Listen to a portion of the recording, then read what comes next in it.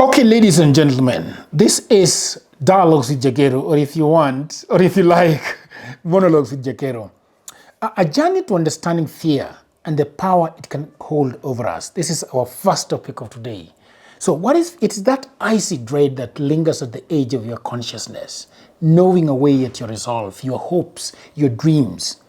But I want to share something with you today, and it's a secret. The power of fear is not in its existence, but in our submission to it. So before we start, let's answer the question, what is fear truly? It's not some form-consuming specter, but rather a construct of our minds, a chain we bind ourselves with, made from links of doubts and insecurities. Shakespeare once penned, "Our doubters are traitors and make us lose the good we often might win by fearing to attempt." So true is this in our lives. Our fear paints a vivid, horrifying image of failure, of humiliation, and the longer we entertain it, the farther we drift from the shores of possibility. But how do we overcome this fear? How do we start that journey that's been living, pulsating at the back of our mind for so long? The answer, dear friends, is simpler than you might imagine. It's by starting. Remember Thomas Edison, a man who found 1,000 ways not to create a light bulb before he found one way to make it. Or J.K. Rowling, who was rejected by 12 publishers before she found one to bring Harry Potter to life. You see, the magic happens when you make the first move. Fear thrives in the shadow of inaction, but once you step into the light of action, it begins to lose its grip. It is as Mark Twain once said, "Do the thing you fear most, and the death of fear is uncertain." This is not about perfection. It's about getting it right the first time. It's about the beginning. A 1,000-mile journey begins with a single step, or does it not?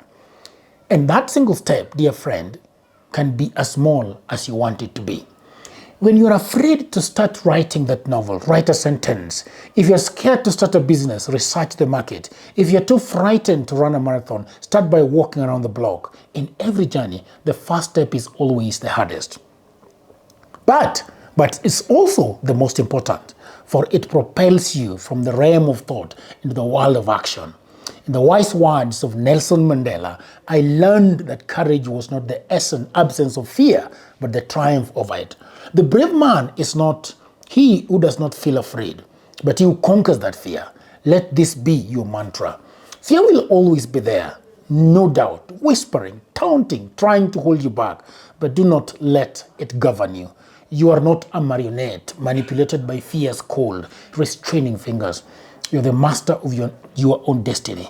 Let fear be your counselor, not your jailer. Remember this.